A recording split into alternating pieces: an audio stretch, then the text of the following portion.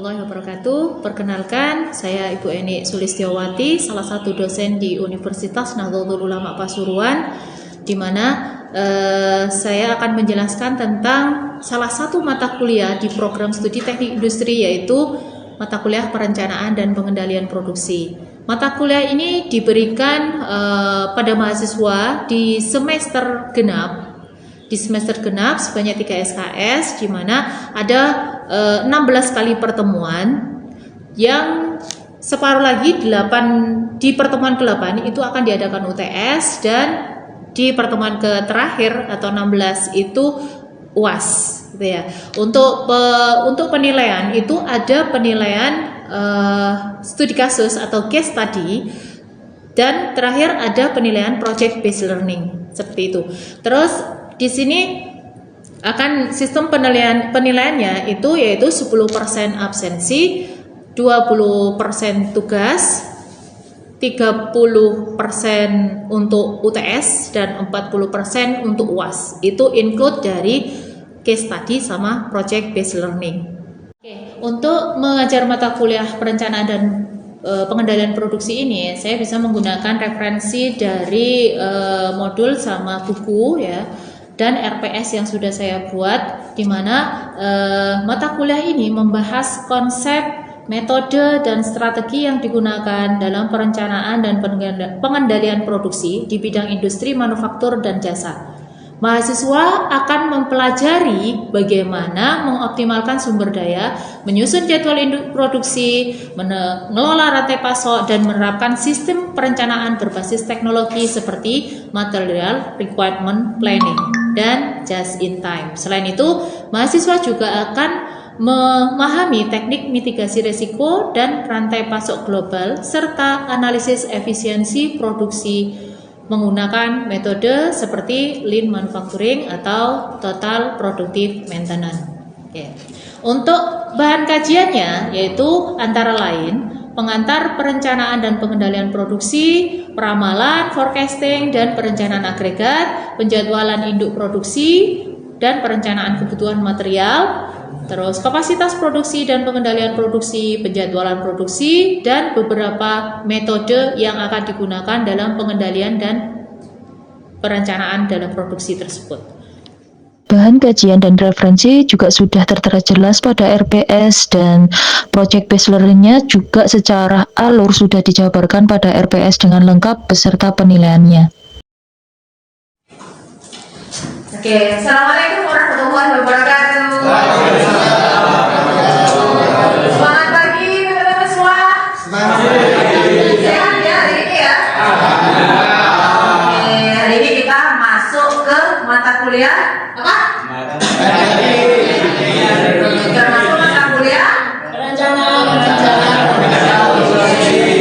Nah, sekarang saya pengen tahu ya. Kalau misalnya malam-malam sampean itu pengen masak mie, sayur plus telur, ya, sampean sudah air mendidih, mie dimasukkan, ya, pada saat buka kulkas telurnya habis. Nah, ada tak yang seperti sekarang ini? Ya, ada. Nah, seperti itu, ada tak? Nah, sama seperti dunia industri. Kalau dunia industri telurnya habis, apa yang akan terjadi? Stop produksi. Terus rugi. Nah, itu intinya. Mata kuliah ini kita akan mengetahui bagaimana di industri itu jika bahan bakunya habis. Ya, tanpa ada perencanaan yang matang. Pak, teman-teman? Oke, siap? Ready? Oke, lanjut ya. Siap. Oke. Sekarang coba angkat tangan. Siapa yang mau menjadi pengusaha di sini? Pengusaha? Angkat. Wis gak usah malu-malu. Wow, oke. Kalau misalnya jadi pengusaha di sini, gitu ya. Kalau misalnya jadi pengusaha di sini, ya. Kalau misalnya sampean pengen buat sepeda, gitu ya, butuh roda berapa jika ada pesanan 100 sepeda? 200. Karena apa? Roda butuh 2 sepeda. Oke, ya. Terus butuh setang berapa? 100. Karena orderannya berapa? 100. Nah, itulah ya MRP ini saya putuskan kalau ilmu ini akan membantu sampean jika sampean jadi pengusaha nantinya. Untuk planning ke depannya. Apa yang sampean buat, apa yang sampean, berapa yang sampean butuhkan, dan kapan harus dibuatnya. Ya, oke, paham teman-teman? Oke, ya. Nah, sekarang saya tanya, kalau misalnya nih ada orderan 80 meja untuk minggu depan, ternyata pemilik itu baru sadar papan kayunya kurang. Ya, apa yang salah? Orangnya atau sistemnya? Hah? Kalau menurut saya semua? Sistemnya. Nah, solusinya ya, bahan habis tadi ya sudah jawab, produksi berhenti, rugi, bayar karyawan tanpa bekerja, ya. Terus bahan menumpuk. Nah, kalau bahan menumpuk di gudang, apa akibatnya? Expired, waste, ya. Terus biaya gudang, biaya 5S-nya banyak, kerugian, ya. Oke, nah inilah kenapa material requirement planning ini sangat dibutuhkan untuk para pengusaha industri maupun manufaktur. Ya, ini ilmu ajaib gitu ya. Ilmu ajaib yang membedakan di mana perusahaan abal-abal dengan perusahaan skala yang benar-benar nasional ataupun internasional, seperti itu, oke? Terus, tadi sudah kita jelaskan ya, apa yang dibutuhkan, jenis material dari struktur produknya, bill of materialnya, ya. Berapa jumlahnya? Yang tadi sepeda 100 pesanannya, jumlahnya rodanya 200, terus setangnya 100. Terus kapan dipesan? Nah, ini lead time. Nah, ya seperti itu. Kalau misalnya 100 sepeda, di mana lead time untuk rodanya, pembuatan rodanya itu 1 minggu. Ya, itu berarti harus pesannya di minggu sebelumnya, karena lead time-nya 1 minggu. Oke ya. Ada pertanyaan di sini? Sejauh ini masih belum. Oke, lanjut dulu ya. Oke. Nah, ini ada 3 input MRP, di mana ada master production schedule, perencanaan jumlah dan waktu produksi produk akhir per periode. Terus ada bill of material, ya. Bill of material itu struktur produk, di mana ada level 0, level 1 dan level selanjutnya. Terus ada inventory report, di mana stok di tangan atau on hand atau persediaan itu berapa, itu menentukan gitu ya. Pesanan berjalan sama lead time tiap itemnya, dan outputnya jadwal pelepasan pesanan tiap material ke supplier, ya. Kita butuh supplier. Oke teman-teman, lanjut ya. Nah, sini kita akan real untuk studi kasus secara nyata, di mana kasus UMKM Mebel Barokah. Di sini ada orderan meja lipat gitu ya. Dan ini adalah level 0. Ya, ini bill of materialnya. Oke, papan atasnya itu butuh 1 unit per meja. Ya, dengan lead time 1 minggu. Ya. Oke, terus rata lagi 2 unit per meja dengan lead time 2 minggu. Nah, di sini ada pesanan di mana jadwal induk produksi dari tim planning itu menyebutkan bahwa minggu pertama belum ada pesanan. Di minggu kedua ini ada pesanan 50 meja lipat. Di minggu ketiga ini belum ada pesanan lagi. Di minggu keempat 80, di minggu kelima 40. Seperti ini, ya. Oke. Nah, bagaimana langkah perhitungan MRP-nya kalau ada jadwal induk produksi tadi, ya? Nah, kalau mapping itu ada tiga langkah ya, mapping, loading, offsetting. Ya, kalau mapping itu kebutuhan bersih sama dengan kebutuhan kotor ya, terus dikurangi persediaan di tangan on hand, terus dikurangi penerimaan terjadwal ya, planning order receipt atau planning order yang dijadwalkan ya. Terus lanjut ke loading, tentukan ukuran pesanan ya, jadi load for load atau pelipatan tetap atau EOQ. Nah, di sini nanti kita akan tetapkan load for load dulu ya, pesanannya ya minimal 50. Tapi kalau misalnya kita ingin mengefisiensi biaya, kita langsung bisa banyak kalau memang orderannya banyak ya. Terus offsetting, geser waktu mundur untuk tahu lead time-nya ya.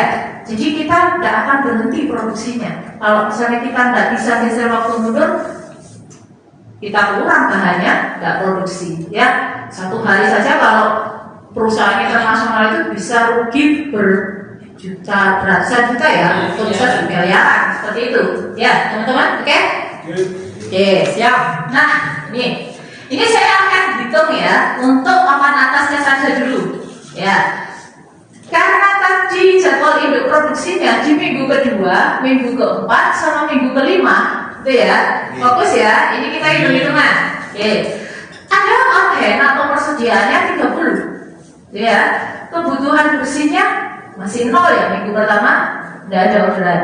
Tapi di minggu kedua ada. Otomatis karena papan atas itu lead time-nya 1 minggu, harus pesan di minggu sebelumnya. Jadi pesanannya berapa? Karena on hand-nya 30, jadi pesanannya 20. Oke, sudah ya, sesuai ya. On hand-nya 30, ini pesanannya, terus receipt-nya setelah pesan diterima di sini kan ya. Nah, jadi ini kebutuhan bersihnya 20. Oke, deal, aman untuk minggu kedua gitu ya. Terus minggu ketiga tidak ada pesanan, tapi di minggu keempat ada pesanan 80. Nah, berarti kalau misalnya kita untuk memenuhi minggu keempat, kita pesen papan atas di minggu keberapa? Ketiga sebesar 80. Paham ya di sini ya? Nah, karena tidak ada on hand, kita pesan sebesar 80 di minggu keempat ya. Terus kebutuhan bersih karena diterima di minggu keempat juga, bersihnya 80. Sudah terrealisasi ya, tanpa ada stok produksi. Minggu kelima ini ada order 40 ya. 40 berarti karena papan atas lead-nya 1 minggu, berarti harus pesan di minggu sebanyak 40. Seperti itu, oke? Receipt-nya 40 berarti net requirement-nya 40. Sudah sesuai planning dan kita kirim ke customer tanpa terlambat. Paham dari sini teman-teman? Oke, sekarang siapkan kertas. Siapkan kertas, kerjakan ya. Kita buat 2 kelompok aja ya. Kita buat 2 kelompok. Siapkan kertas. Ini ya sisi kanan, kelompok kiri, gitu ya. Nah, kerjakan yang rangka kaki. Ya, nanti bisa diisi di papan ini yang maju, silakan. Atau bisa nanti kolaborasi antara kelompok kanan sama kelompok kiri untuk mengisi yang papan, yang kursi ya, yang rangka kursinya. Oke, silakan, saya kasih waktu 7 menit ya. Oke, mulai sekarang.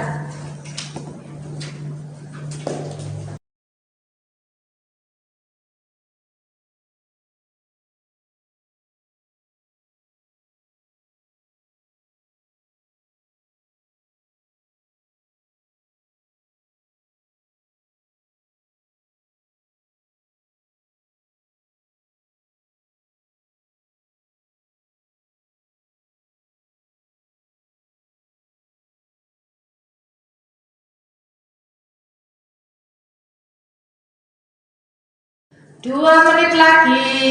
Ayo. Siapkan siapa yang mau maju ya.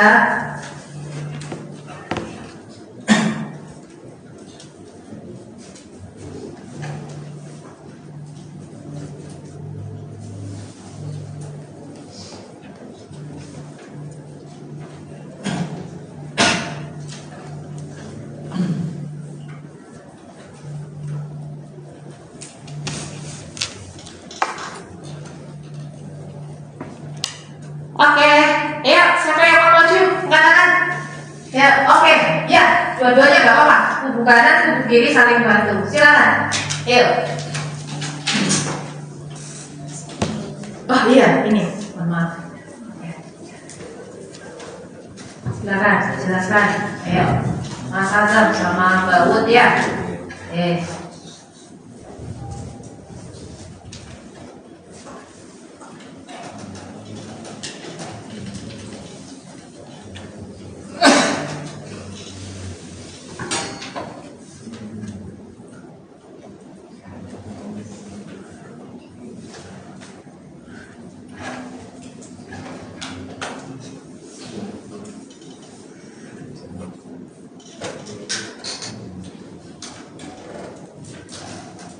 Perlu diingat ya, kalau kaki kursi kelipatan dari papan. Ya, karena dua. Kalau cuma kursi satu berarti jimplang ya. Nah, jomplang ya kabelnya ya, apa namanya mejanya ya? Hebel gitu ya, keren. Ya.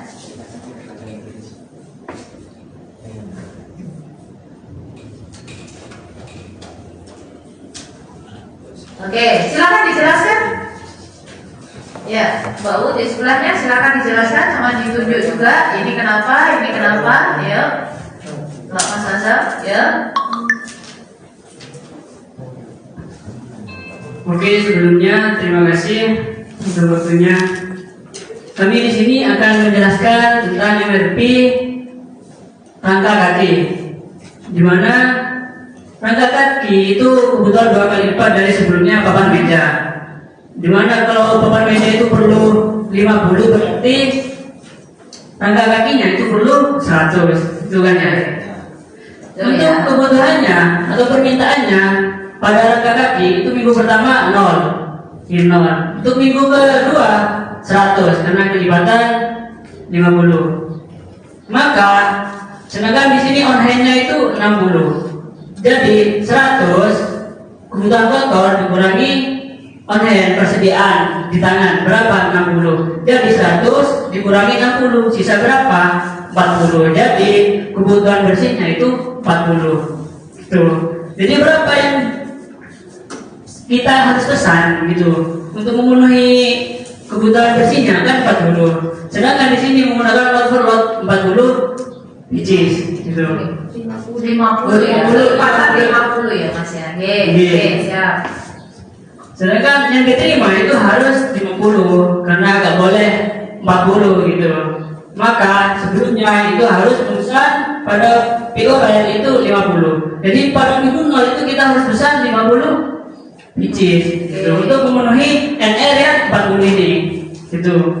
Maka ketemulah nih, bisa memenuhi NR. Sisa berapa dari memenuhi 40? Sisa 10. Jadi pada minggu ketiganya kita masukkan hanya 10 untuk kebutuhan atau permintaannya 0, NR-nya 0, POR-nya 0. Adapun pada minggu keempat ini permintaannya 160. Nah, permintaan 160 dikurangi persediaan di tangannya berapa? 10. Ini maka sisa 150. NR-nya atau kebutuhan bersihnya itu harus 150. Nah, berapa yang kita perlukan? Berarti 150. Maka sebelumnya kita harus pesan untuk memenuhi 150. Sedangkan untuk memenuhi 150 kita harus memerlukan load follow-nya 50. Jadi kita memesan 200 pada minggu sebelumnya. Adapun lead-nya itu adalah 2 minggu. Maka kita memesan 200 tersebut pada minggu kedua. 150 200 dikurangi kebutuhan pada minggu keempat adalah 150. Maka sisa on hand itu masuk ke minggu kelima yaitu 50. Lanjut untuk kebutuhan pada minggu kelima itu 80. On hand-nya 50, maka 80 dikurangi 50, sisa berapa? 30. Maka kebutuhan bersihnya pada minggu kelima itu adalah 30. Gitu. Lalu untuk memenuhi 30, maka kita perlu pesan berapa? Berarti karena kelipatan 50 harus 50. Nah, maka karena kelipatan 50 kita harus pesan 50 ini.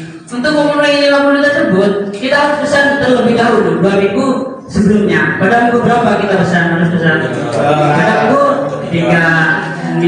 Jadi untuk memenuhi minggu kelima kita harus pesan terlebih dahulu pada minggu ketiga. Gitu. Oke, siap. Paham Sudah ya? paham teman-teman? Nah, ini berarti Mas Hasan sama Mbak Putih ini sudah paham ya. Kenapa kita pesan 200? Karena apa? Karena log-lognya itu minimal 50. Jadi kalau misalnya kita pesan 160, kalau ordernya 160 meskipun ada on hand gitu ya, kita nggak bisa langsung kita pesan 150 karena di minggu ke-5-nya itu ada order lagi 80 yang harus pesan lebih dari pelipatan log-lognya itu ya. Nanti bisa kalau misalnya ada yang nggak paham bisa langsung ditanyakan nanti ya setelah akhir sebelum kita tutup gitu ya. Jadi untuk pesannya atau untuk lead time-nya kita harus tahu gitu ya agar kita tidak berhenti produksi gitu ya. Oke. Ada yang belum paham sampai sini teman-teman? Paham ya? Ya, kita dicetak untuk jadi planner ya di sini ya. Namanya perencanaan dan kendalian produksi harus tahu gitu ya. Oke, pas untuk Mas Hasan sama Mbak Ulu. Oke ya. Dan jawabannya memang, nah ini ya. Jadi memang untuk rangka kaki itu kan 2 kali lipatnya ya. Ini dari masa jadwal produksi tadi gitu ya. 100, minggu keempat 160, minggu kelima 80. Jadi ini 200 ini dipesan di minggu kedua karena di minggu keempat untuk memenuhi minggu keempat dan minggu kelimanya gitu ya. Minggu kelima hanya pesan sisa kurangnya yang kelipatan output 50 gitu ya. Paham di sini? Oke. Siap ya.